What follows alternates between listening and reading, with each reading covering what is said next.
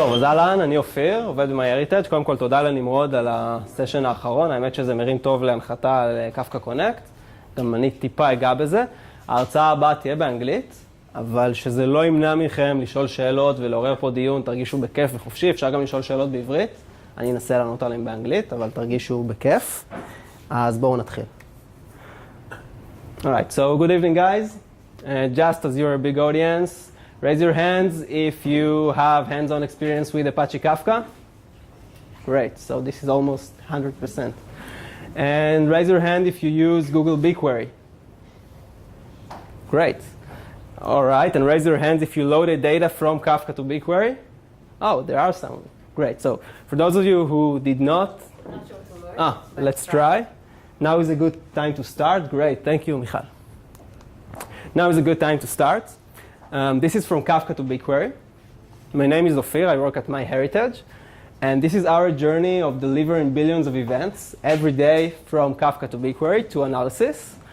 I'm going to try and bring you some of the lessons we've learned and best practices we adopted in order for you to be able to make better choices when you'll build your next data pipeline. Okay, so a little bit about the motivation. And last question I'm going to ask you is how many of you consider yourself data engineers? All right, great. So data engineers is a very interesting concept, but one of the main goals of data engineers is building data pipelines, obviously. And when you build a data pipeline, you want to make it great. And how do you make it great? That's the obvious question. You want to make your pipeline reliable. That is, the data has to be correct. And this is not as obvious as it sounds. Your system has to be, of course, highly available and maintainable. And also, you want to create an efficient pipeline. That is, you want the stakeholders to be able to make their decisions on time and also have the ability to scale. No? Great, this is even working. Scale to millions and billions of events. So this entire session is based on a blog post, which will include all the code samples in even more detail that I'm going to cover here today. You can type from Kafka to BigQuery in Google, and you'll find it. All right, so I'm going to start from a few considerations for building data pipelines. First of all, I'm going to discuss end-to-end latency. And when I'm saying end-to-end latency, I mean the time that is passed from a creation of an event at the source until the time this event is ready and loaded in the analytic systems. That is, if we're talking about a page view event, so from the time the page view was first created until it's in my case, BigQuery, ready for analysis.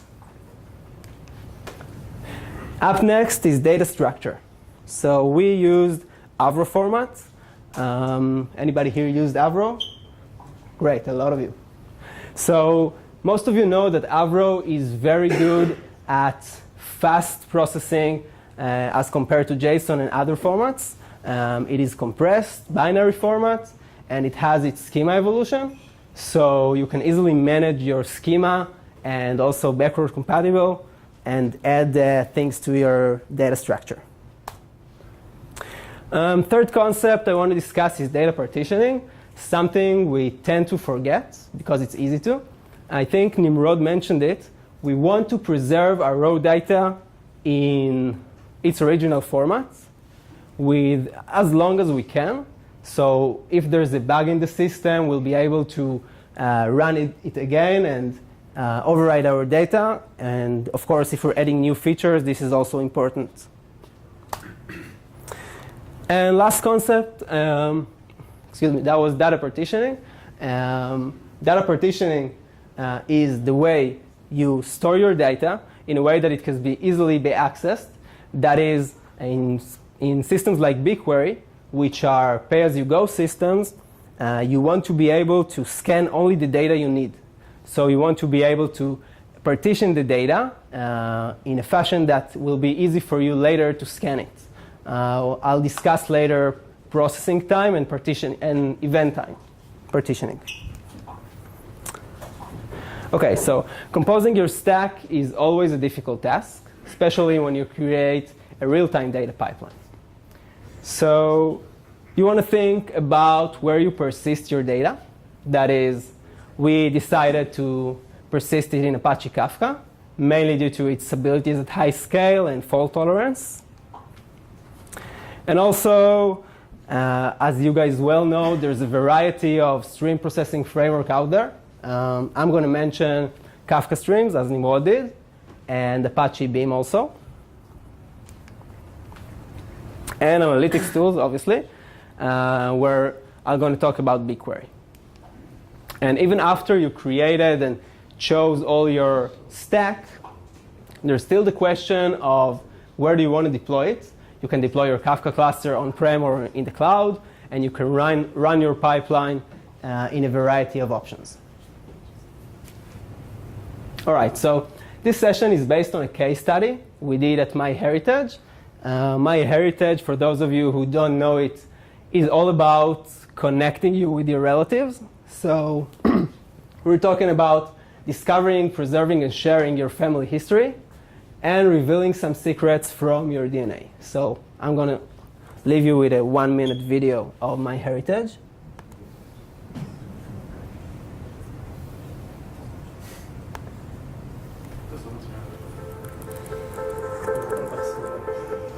There you go, hold it.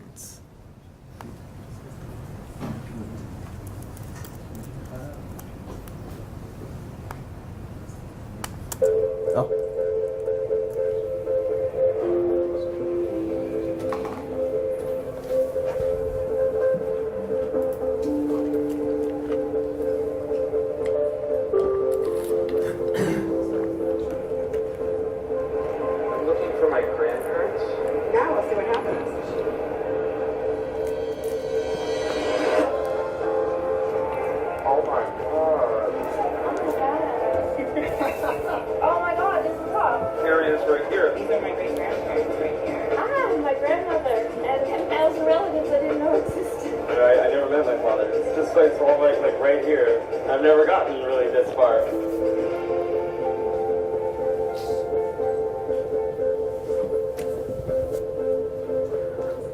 So this is MyHeritage.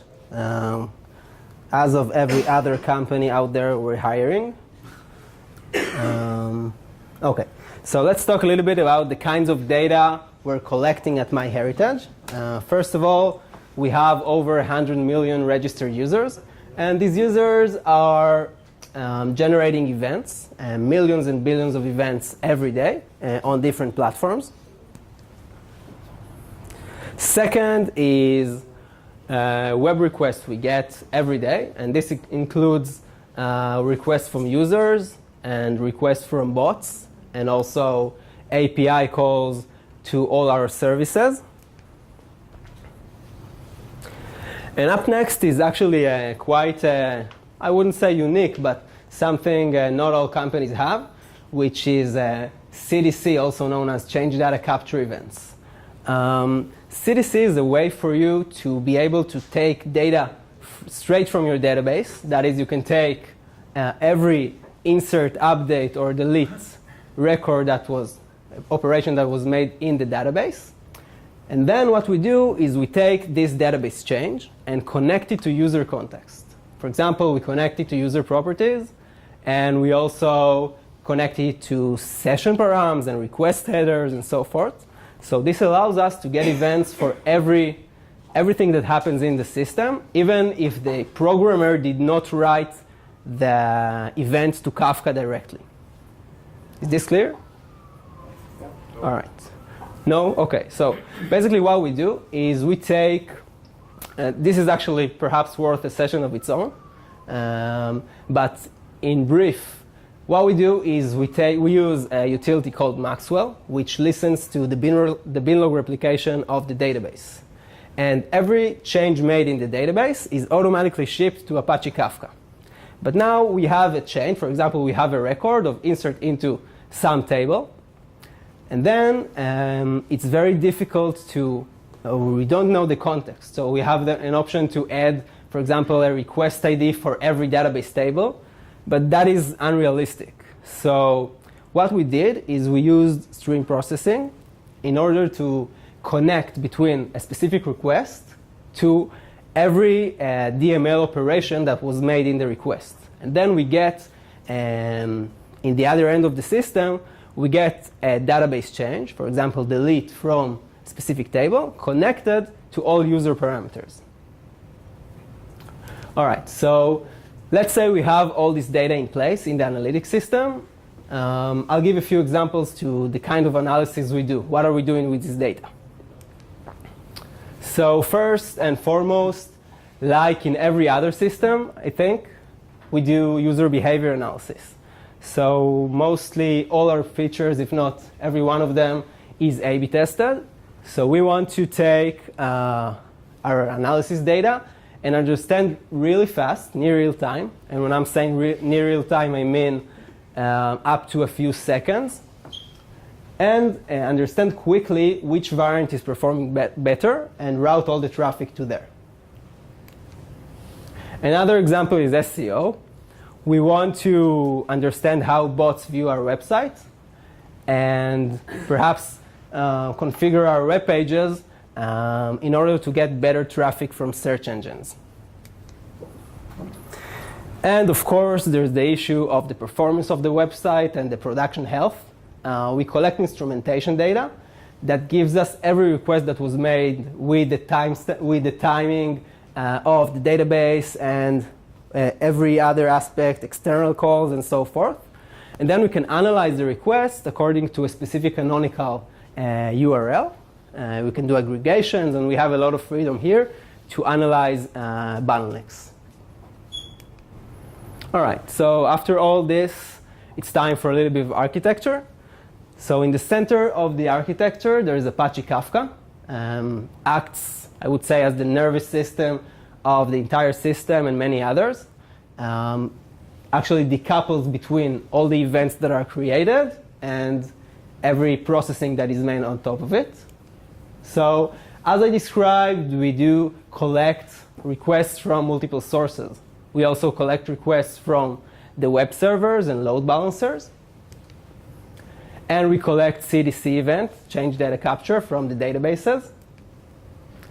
And user activities, events that were made on different platforms, on web, mobile, and desktop. And then we load all these events to BigQuery. And this entire session from now on is on the how, on how do I take millions and billions of events and load them to BigQuery. So before I'm going to dive in, just as this is a Kafka meetup, this will be very short, but a bit about Kafka, as most of you know. So Kafka is a distributed streaming platform. It can be viewed as a publish subscribe system or an event bus. Can be deployed, as we say, on-premise or in the cloud, installed on commodity hardware or any other. It's highly scalable, so it very much suits our own needs. It supports low latency and supports high throughput. Kafka is also reliable, it's durable, and it's fault tolerance. We currently use Kafka's version 0.10.2, which gives us at least once delivery, but we plan to move to latest version in order to achieve exactly once. And of course, as you know, the main units in Kafka are topics and partitions. So we have the producers that produce data, create data, and add it to the ordered log, add it to Kafka broker. On topics and partitions, topics, of course, the logical unit that hold the data, and partition, the concurrency unit of every topic. And different consumers load the data and process it to their own needs.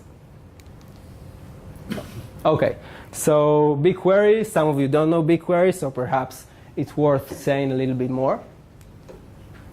So BigQuery is a cloud data warehouse provided by Google, as you can see.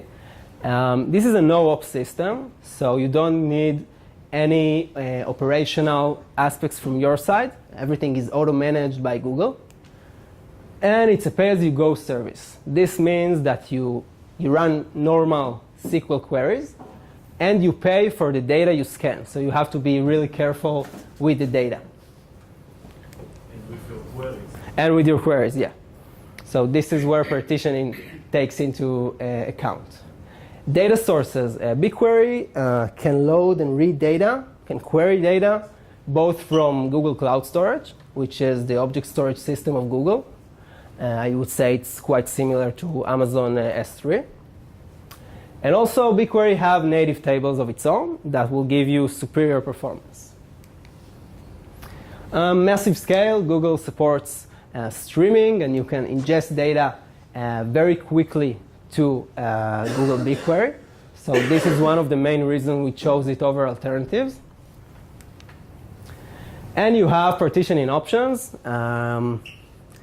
BigQuery partition data according to a specific day. So you can do that either by using processing time partitioning, which gives you a notion of when the event was observed in the processing system. This is like wall clock time. This is now. For example, if you load the data with one of the techniques I'll describe, processing time is the time where the processing system observed the data. Event time is actually a bit more complex, is when you want to get a notion of when the event was actually created at the source. So event time will allow you to overcome problems as data coming to the wrong partition in BigQuery.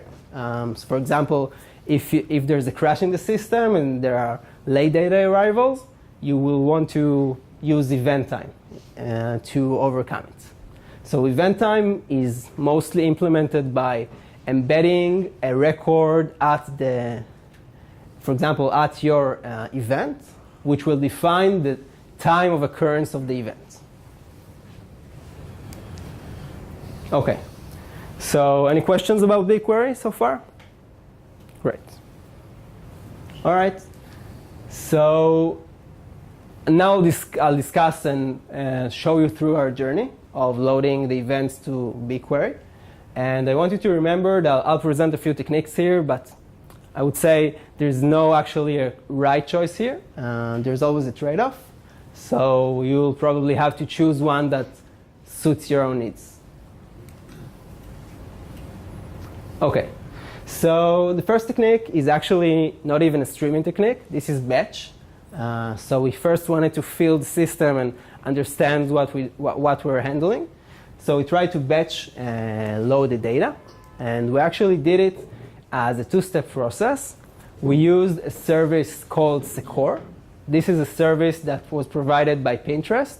And it is used to load data in batch from Apache Kafka to object storage systems. So you can use Secor to load data to S3 or to load data to Google Cloud Storage. And the second step is for loading data from Google Cloud Storage to BigQuery. So as you can see, this is not a direct approach. You have to have a mediator here, which is Google Cloud Storage in the middle. So Secor basically sits on top of Apache Kafka, taking the data, consuming the data, and on a threshold you define, pushes it all to Google Cloud Storage. And then we use a loading script to take the data from Google Cloud Storage and load it to BigQuery. And this is made by this script. And this script is a one-line script, split it here to two. This is BigQuery CLI, telling BigQuery, please load the data that is in this bucket in Google Cloud Storage, and load it to this table in a specific partition. All right. So a bit of the trade-offs of batch loading with Secor. Secor actually is a very nice system to batch data to BigQuery. You can do it by multiple partitioning options. You can do it by ingestion time. You can tell Secor, please take the data when it was observed in Secor and load it to BigQuery at a specific time in the specific partition.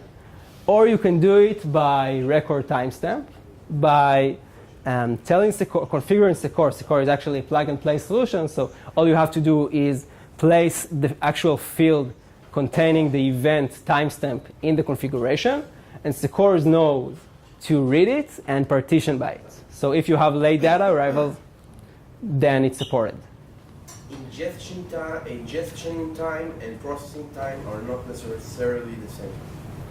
That is correct, but specifically in Secor, they are the same if you have 0 millisecond latency in your bus. Yeah. So they're not the same in action. Specifically, when you take Secor and you ingest data to BigQuery, when I'm saying processing time, I mean the ingestion time. That is when Secor taking the record and actually calls behind the scenes to Google BigQuery, to Google Cloud Storage and load the data, that is the ingestion time. So I'm interpreting it as processing time. Another pro is concurrency and scaling. You define Secor to have workers up to the number of partitions you have in your input Kafka topic. And of course, you don't pay for streaming because you load data in batch. But Secor has its cons. It doesn't support Avro, so we had to use JSON formats here.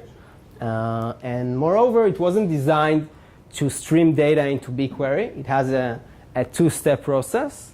So the end-to-end latency is not real time. That is, you define a quota. For example, every 10 minutes, take all the data Secor observes from Kafka and load it to Google Cloud Storage. Or you can do it by a space quota.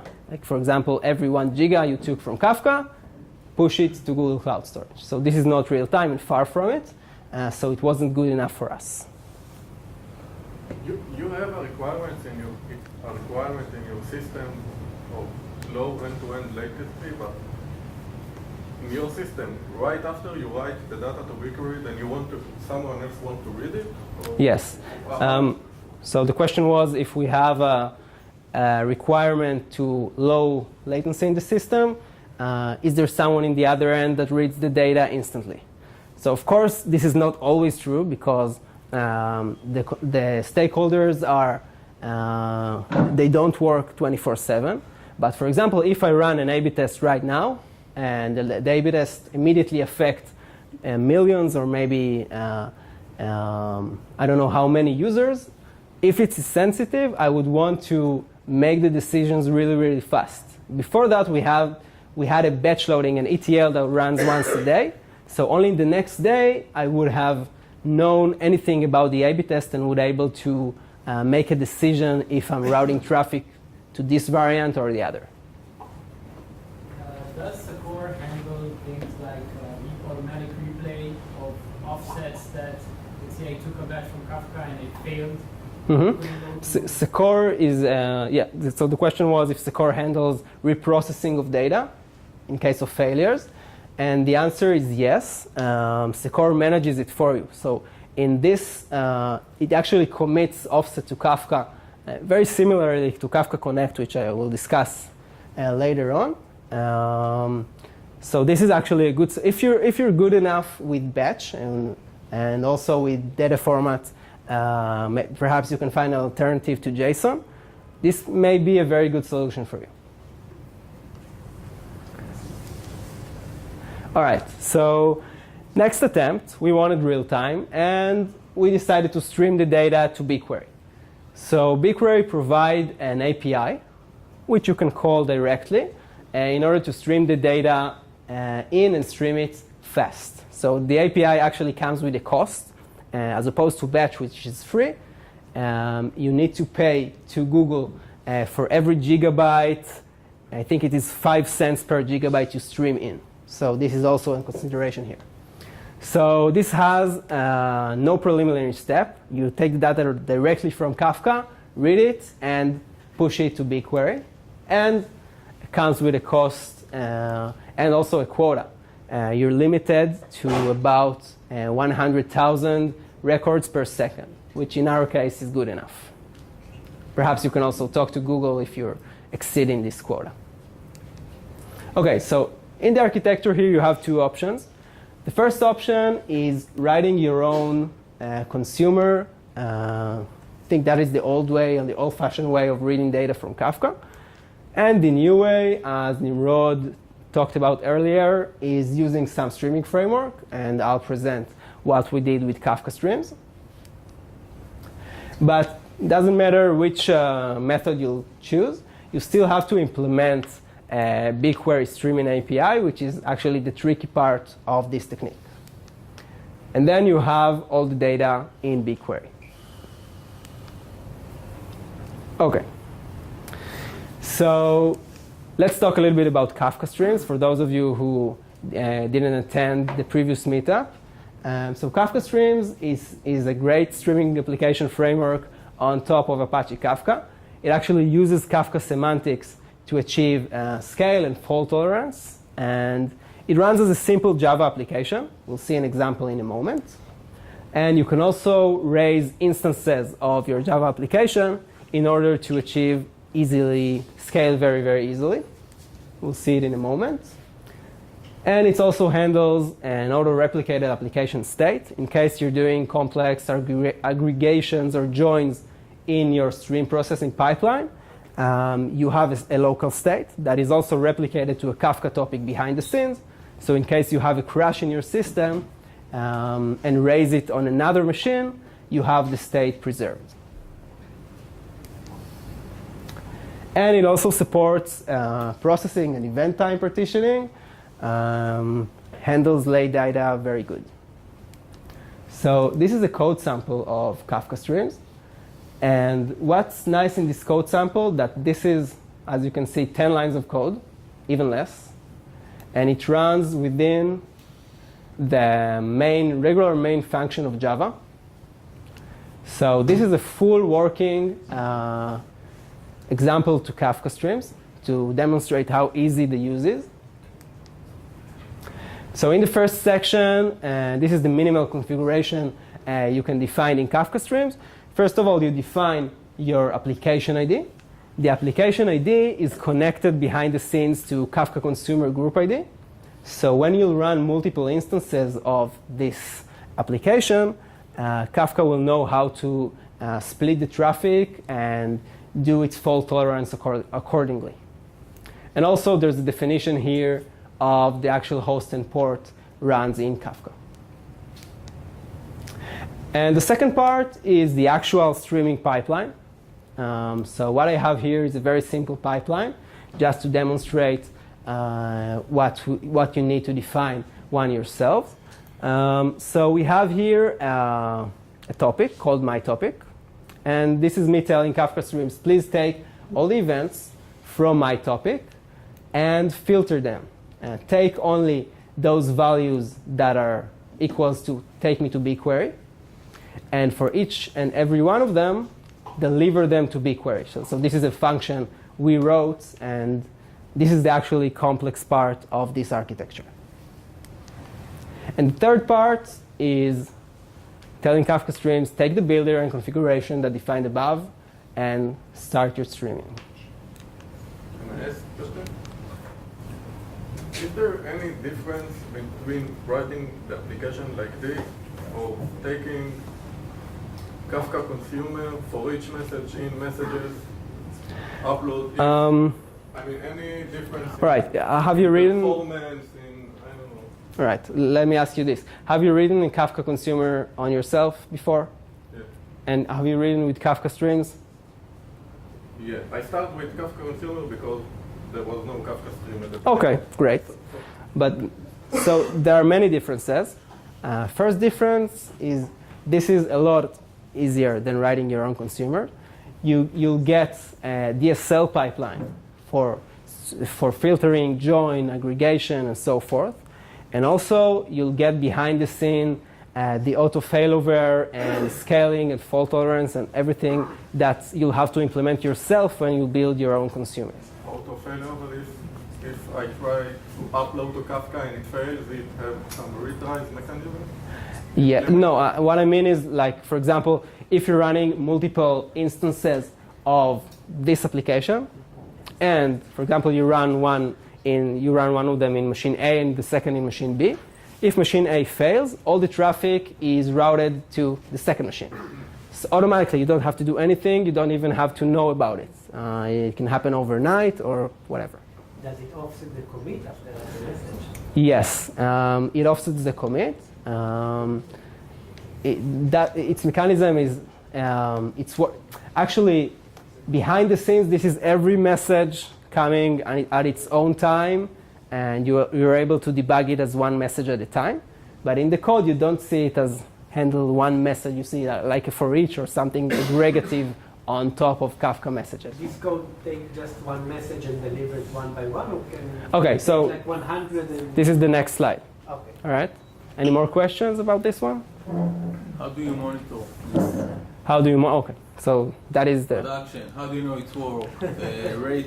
all right. So you're ahead of your You time. must answer for production. Of course. All right. So I'll answer you in a moment, and if not, ask again. All right. I So have a question. sure. What is happening when something is failing? For instance, you can't insert data To BigQuery. BigQuery. You have wrong, schema. Mhm. For instance, you got a corrupted event. What will happen in such application? All right. So it's a very good question because you're actually helping me to get forward here. This is actually the problem with implementing such an application. That is, if there's any errors with, for example, using BigQuery API, you have to handle it yourself. Let's see an example in the actual implementation of delivering data to BigQuery, and then we'll see if the answer is exactly to what you asked. This is a simple example of loading a single record to BigQuery, just for you to get a basic understanding on what it's about. So this is inserted in a record with some integer field. And then a nested records, as BigQuery support nested data, telling it, please take data, take a nested field, insert a string and a Boolean field inside, and put it in BigQuery. And the last section is actually use BigQuery API to insert records. And as both of you asked, this code is actually very vulnerable to multiple mistakes and perhaps serialization errors. And you have to tune your records in batches, and you have to handle concurrency or let Kafka Streams do it for you. So this is a very complex solution, in my opinion, because you have to build a service that is fault tolerant in order to insert data to BigQuery. And I don't know, in my sense, I think in 2017, there are better solutions than writing this one on your own. So a bit of the trade-offs. So finally, we're getting the low latency we wanted to achieve. And we have the complete control in our hands, as opposed to the previous solution and next solution also. There is no plug and play also has its vulnerabilities. In here, you are actually the one that's implementing, so you can decide how you handle faults and batch your records according to your own needs and so forth. But with this control comes the responsibility of building a robust service. So you have to design your code to handle streaming errors, as you asked, and perhaps batch your records or handle concurrency. So this is a solution that is, we tried to implement it. It was quite difficult. And then I already told you the secret. We used Kafka Connect. So any more questions about Take Two? You write your whole code base with Java mostly? Yes. And not the entire code base of MyHeritage, but this pipeline is in Java. Kafka Stream and Kafka Connect are working only with Java? Kafka Connect is a plug-and-play solution. It has nothing to do with coding language. Kafka Streams currently, as far as I know, has only a Java library, but I think they're planning on perhaps a Python library, perhaps Nimrod, no? Scala library, all right. So is it already available? Not sure. I think in the next version, the next minor version of 1.0. Okay. So currently, you are limited to Java, but you don't have to use Kafka Streams. There are a lot of frameworks, very good frameworks, that use other languages. Could you share some difficulties and problems that you face, like the big ones that you face using this solution? Yes. As I try to describe, when you use an API that loads data to BigQuery or to any other system, you may face streaming errors, for example. And you have to know how to handle them. Do you want to continue to the next record? Or do you want to perhaps try to handle this one? Or maybe stop the pipeline completely because all the data is, in order the data to be correct, it's very difficult to decide. It's according to your own needs. When you deploy this solution, or you don't use it at all? How do you deploy it? How we deployed it. Currently, we deployed the streams applications we used on-prem in Mesos. Kafka is also deployed on-prem currently, but we are thinking about perhaps moving to the cloud. Currently, we're still on-prem.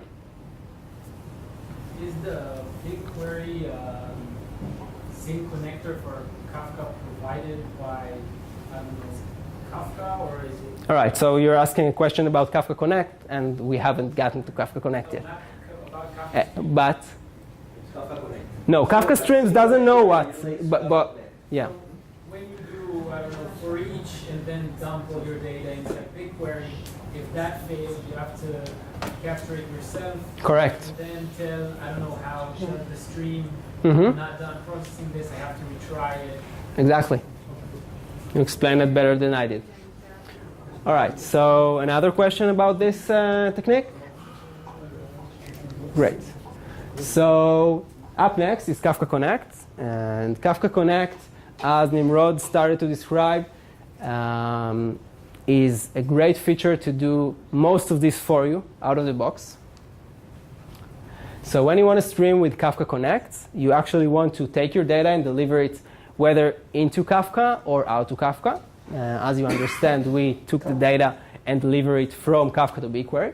So we use sync connector. That's what it's called. And it supports many connectors out of the box. You can find connectors to multiple databases, to file systems, to search indexes, and I think for any system you can think of. And if you didn't find your connector, you can implement your own. We tried that and found in the community a connector that WePay already implemented, and we used it. And this connector also, of course, also Kafka Connect in general, gives you redundancy and scaling for free. So it also has Kafka streams. It takes Kafka semantics and building on top of it. So your connector can be run on multiple workers in different nodes. You can run it on a single node. You can run it a distributed system with multiple nodes. So this is actually up to you how redundant you want your system to be. And the architecture here is really simple. Kafka connector sits on top of Apache Kafka, can run on multiple nodes. And that's it, streaming the data, plug-and-play solution directly to BigQuery. So it runs inside the broker, inside the... You can run it outside in a different machine. It depends on your deployment. As long as you have Kafka distribution with all the connect scripts and plugin within your properties, your plugin property path, as long as you have the distribution, you don't necessarily need to run it on Kafka brokers. What we do is we did exactly what Nimrod described. We don't use Kafka brokers to run Kafka Connect. We have specific machines that are designated to it. We can also run maybe Kafka streams on top of them. Actually, it's your decision according. So how it works when you have some... It's a service. This is your host machine? Mm-hmm. Then Yeah, you it's a service. And you deploy the service within a specific node. And you tell this node, this is my Kafka cluster. It's located on this address. Take a specific Kafka topic of your choice, or perhaps take more than one, and load it to wherever system you want. What it means, it's a service. I have some binary that just... You have a jar. Uber jar. It's a jar. Uber jar. It's an Uber jar, and I just need to roll Java minus jar, this Uber jar with -x. It's more simple than that. You have an executable file that you run, and it does what you described behind the scenes. So you don't change code, you don't have some source code in... You don't have any code. You have only the... Some Jenkins build for it. Just Um, work, or you need to manage it. If you develop your plugin yourself, then of course you need to manage it as any other project. I'm using the community. If you're using the community or one of the certified plugins, no, you don't need to build it, and you don't need to. The only thing you need that inside the distribution there are bash scripts that run this jar with a specific connector configuration and the Kafka Connect in a configuration in a standalone mode or a distribute mode. It takes two parameters, two configuration files. Okay? And in one of them, in the connector configuration file, you need to define in which path your plugin, your Uber jar sits in order to Kafka's distribution class loader will load the classes. Okay? So you said that you use the community with the connector. So didn't you guys do any transformation for the data? all right, so... Did you use transforms? Yes, it's actually a very good question. Did we use transformations from data stored in Kafka to the data stored in BigQuery? What we did here is we used Avro topics, and Avro in Kafka is managed by schema registry, which is the component of Kafka that manages Avro schemas. And one of the reasons we decided to use this connector and not implement one our own is that the guys that implemented this connector already did the job of taking the Avro schema from the schema registry and translate it to the schema that BigQuery expects. It's a different schema. It's very much alike, but you still have to write code to transform one to the other. There is an option in the configuration path to transforms. So you didn't use that? No, we use an out-of-the-box solution here. So if you need something, for example, you read some JSON event, you need to change some string, clean it, I don't know, some transformation on it. With this connector, you can do it. You can add functionality, Yes. like as configuration. Yes, you can add functionality and do whatever transformation you want. Moreover, this connector allowed us to automatically create tables in BigQuery as opposed to defining it by our own, because it already transferred or translate the schemas from the Avro in the schema registry to BigQuery, so it knows how to create a table. So it makes our work very easy. What you said is that if I want to define a set of transformations on the data, I have to configure it somewhere in some... No, you have to write the code within the connector. No, you don't have to. We didn't, because we used a connector that already did the transformation. But if you want to write your own connector, you can... I don't want to write a connector. I just want to take, I don't know, my log file from Kafka and I want to apply some transformations on it before I push it to BigQuery.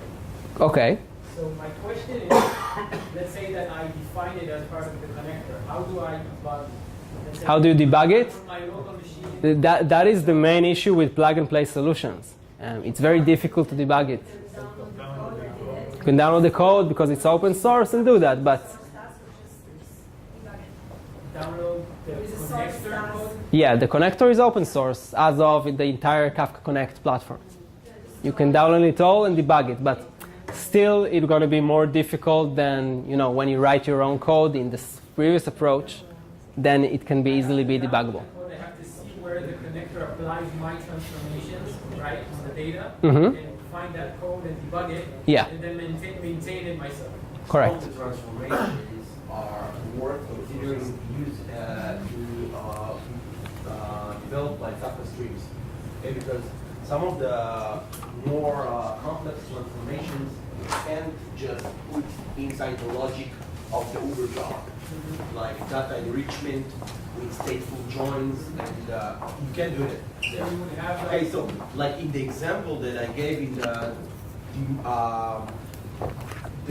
there was the monologue which was normalized, and we converted it to a partitioned demodularized log, you would have to use Kafka streams in order to achieve that. So you would put Kafka on one side as a source, use Kafka streams to transform the data, Yeah. use Kafka again, a different That is what we actually to did. store the transformed data, then have Connect Yeah. go to your... That is something we also did. We took the data from Kafka, passed it through a processing pipeline with Kafka streams or with Apache Beam, as we'll see later on, transform the data, store it in another Kafka topic, and then tell Kafka Connect, please take the data ready in your Kafka new topic and load it to BigQuery. More questions? Yeah. Monitoring? Monitoring. How do you monitor? With Kafka Connect? Actually, I had trouble to monitor it because as it's a plug-and-play solution, it's a bit tough. It's very much connected to the previous question of taking the open source code and move it on top of it. But in my experience, Kafka Connect Confluent built a very reliable system. So you're smiling because you had different experience. No, because everything works until it's time for. Of course. So. Of course. So, for example, last week I've handled the problem with Kafka Connect that I still don't understand by today. But I would say I didn't have a lot of time to investigate it so far. Still waiting. But I would say the number of problems I've dealt with, I can count them with one hand so far. And I guess as the platform continues to evolve, perhaps they're fixing their bugs, but yes, that is a cons of using a plug-and-play solution. You don't always understand everything. If the Kafka Connect try to upload some event to BigQuery and for some reason it failed, BigQuery return 500 or Yeah. I don't know, so I guess it has some kind of retries mechanism, but if it does. Well, what it does, for example, if you took a batch of records and streamed it to BigQuery, after the stream was successful, it preserved on Kafka the commit log, for example, of this consumer. So it knows not to retry these messages. If it fails, it will retry automatically. Yeah, so it's good. If it fails, you don't commit to Kafka and then it will Exactly. And you define in the configuration what is the size of the batch and what is the retry policy. And every connector has its own configuration, which is a bit different. But you have the minimal control of configuring your retry policy. You use it also on the other way? I mean, from BigQuery to... No, from BigQuery to Kafka, I don't see the benefit of it. You mentioned that but you have databases that yeah.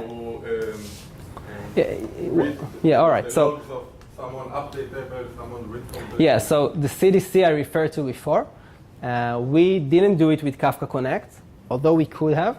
There are good connectors working with, I think, any database that I've encountered that are taking data from these databases and use Kafka Connect to sync them to Apache Kafka.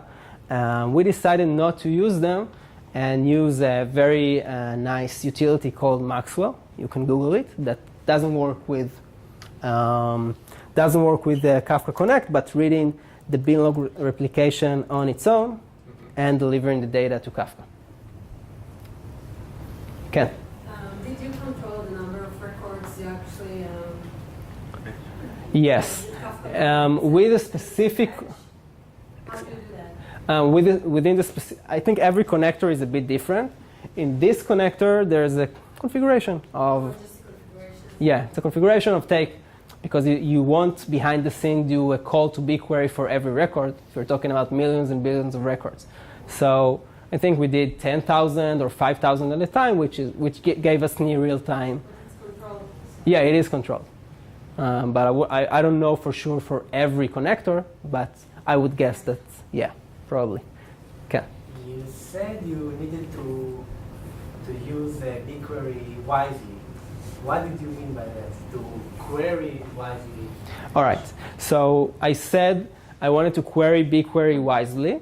That means in queries to systems like BigQuery or Athena, if you know it, you pay for the data you scan. So if you do select everything from a specific table, you'll pay. If you have billions of events every day, then probably you'll you'll be out of money very, very soon because BigQuery is based on that. You'll be able to query the data as you need it. So I wanted to partition the data within a specific day. So all my queries are partitioned by a day. For example, I'm taking only the partition of today and paying only for today's data. And I'm also choosing the columns that I query. For example, I'm only selecting specific queries of a specific table in order to scan these data specifically. Did you have dynamic or static topics and Okay. partitions? Okay, so the question is dynamic or static topics or partitions. I'll try to answer it this way and let me know if I get it correctly. We actually had topics for things like page views or every kind of event that is coming from our users getting his own topic. And the reason for it is that I want to scale it differently. For example, if I have a topic that has very high throughput, I would want to create multiple partitions for it and process it on multiple nodes and workers and so forth.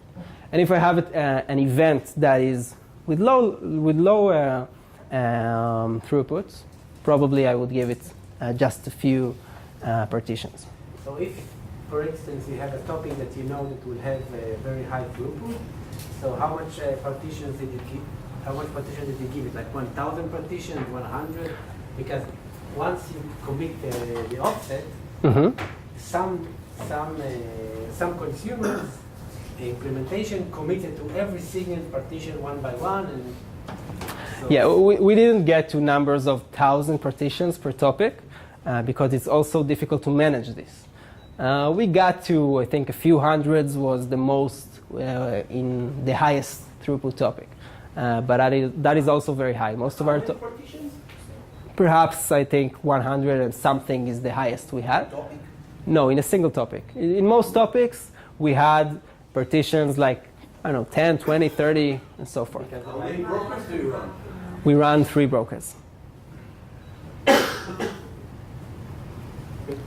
Because I think in the next day, you're going to say you want to get exactly once. To get exactly once with 500 topics, it's 500 partitions, you mean? 500 partitions. Yeah. It's a bit of Okay, so we don't have exactly once because we're using Kafka 0.10, which doesn't guarantee it's exactly once. But perhaps in the next upload, in the next upgrade of the system to latest Kafka version, we'll want to rethink that. Odd?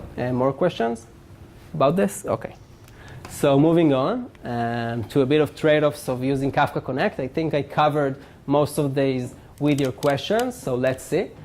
So we talked about plug-and-play, easily configured solution, which is also a drawback, as we discussed. And we also talked about leveraging Kafka semantics for scaling and auto failover. We discussed the auto commit after a load to BigQuery and scaling as you may want to run multiple workers to split the data between them according to the number of partitions you have. And also I've mentioned the automatic creation of BigQuery tables out of the specific connector that we used. Some of the drawbacks. Currently, the specific connector of WePay we used only supports processing time ingestion. So if your system is vulnerable to late data arrivals, and if you can't, if you need to be 100% correct with your queries, you need to rethink if this is the right method for you, or perhaps implement your own connector, or perhaps improve this connector to achieve event time processing. And another drawback of this architecture is that it can process data only from Kafka. That is, for example, you're limited to Kafka retention.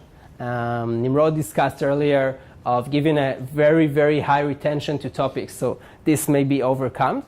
But in some topics, for example, page views, this is very hard to achieve. So if you want to load data from S3, for example, you still have to push it through Kafka and then use Kafka Connect in order to load it. And last, there is no dynamically use it for BigQuery tables. That is, for example, we had a page view topic, and we wanted to split the traffic to two different tables in BigQuery. One for user access, and the second for bots. And the only way to do that currently with Kafka Connect is doing first stream processing pipeline with Kafka streams or any other processing framework that splits the data to two different topics, and then each one of them will be Kafka connected to the right table in BigQuery. All right. So any questions about this one? Good. One question. So Yeah. the topics in the third trade-off, you are talking the topics are dynamically created? No, the topics are not dynamically created. Topics are static. Does it support Kafka to Kafka? Kafka Connect. Yes. Why do you need you can use Kafka? For example, different version of Kafka. It's a good question. Actually, I don't know. No, there's something else called replicator. No, I should do it. All right. Kafka replicator. Okay. So last technique is streaming with Apache Beam. Anybody here worked with Apache Beam? Okay, just a few. So Apache Beam was written as a unified model for batch and streaming. It was written as a framework where you write your code once, and then you define if you use it for batch or for streaming. And also, you can run it on multiple platforms.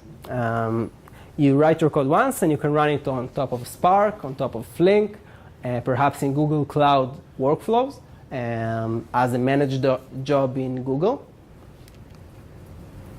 And this is what we actually try to do, is we use the managed cloud data flow runner of Google. That means the entire pipeline is automatically managed by Google. So Google auto-scale it. For example, if you have more traffic, Google raises more workers, and you pay accordingly. So this is the architecture.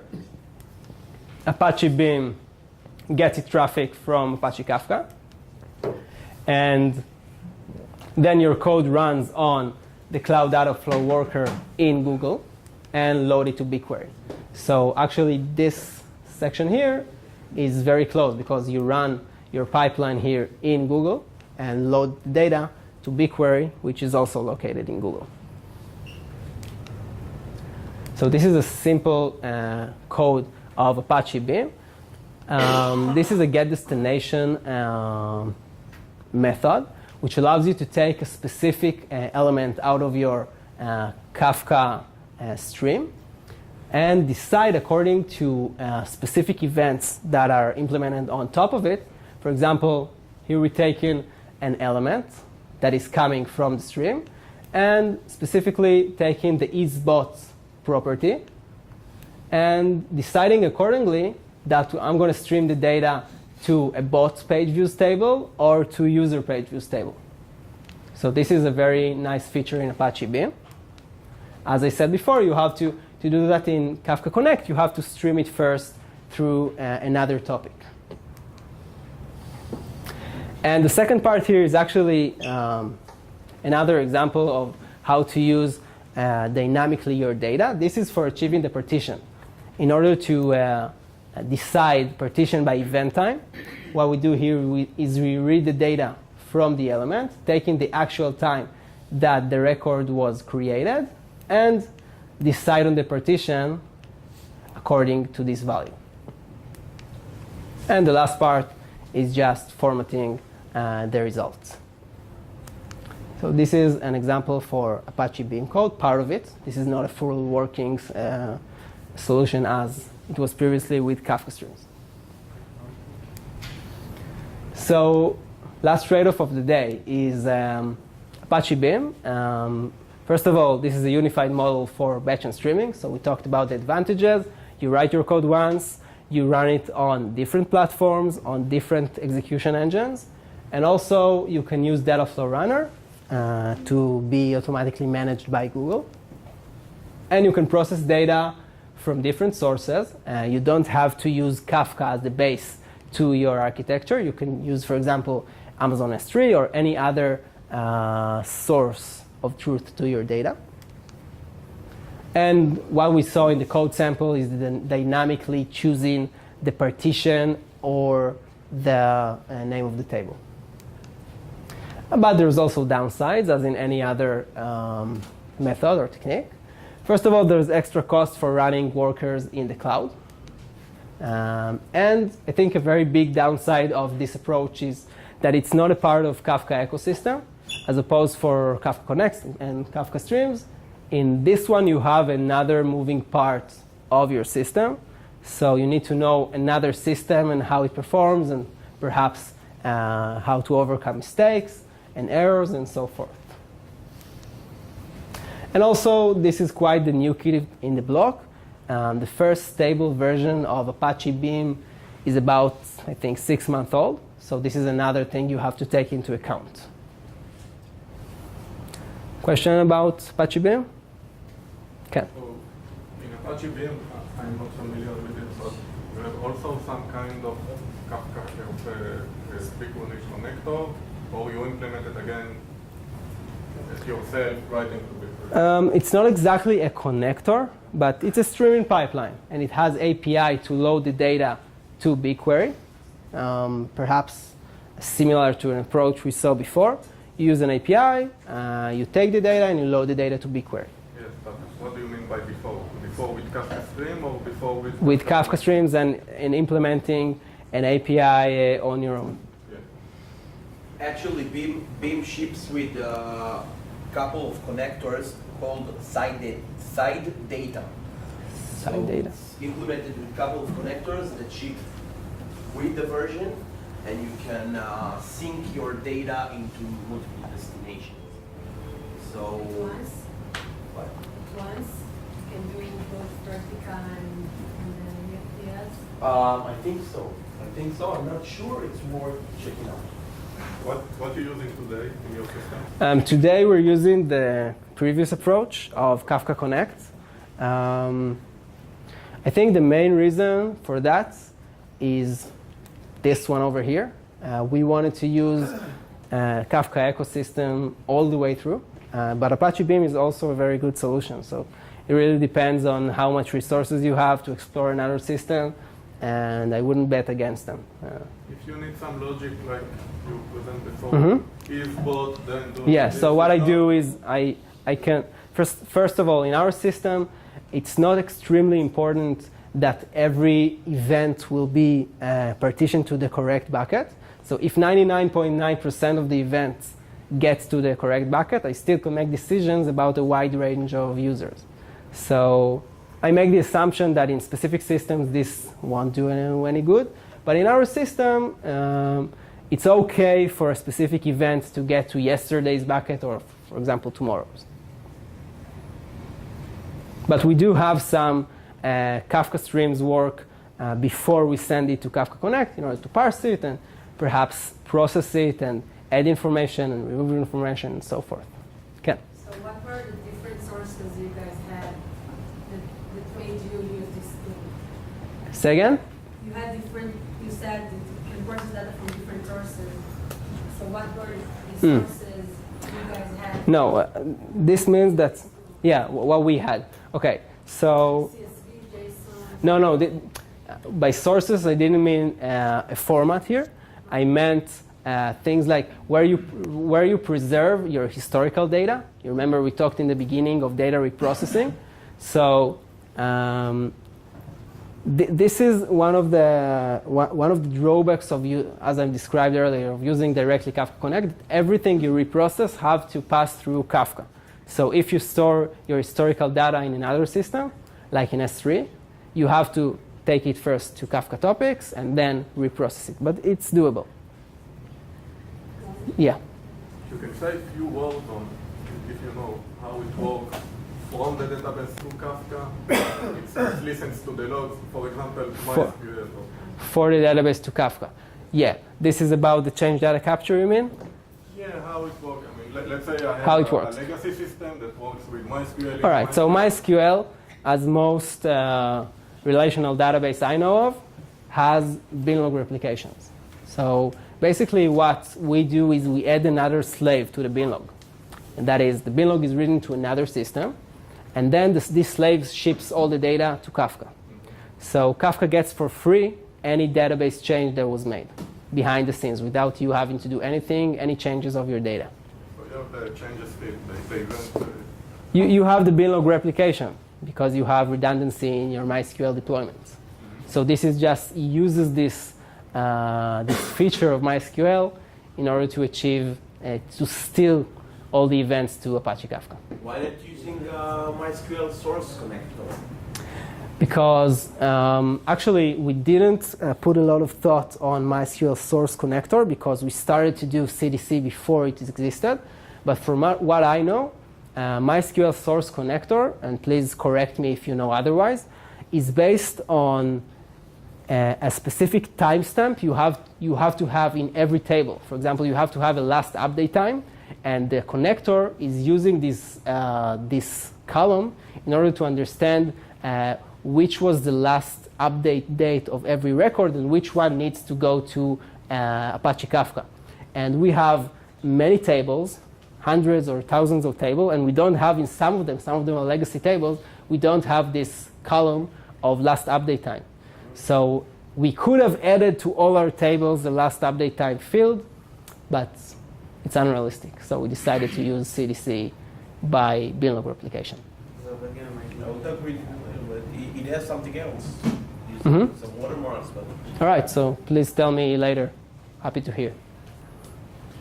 Yeah. You said previously that you map the user context of the requests. Mm-hmm. The database changed. How it is done? How it is done? It's done basically by stream processing.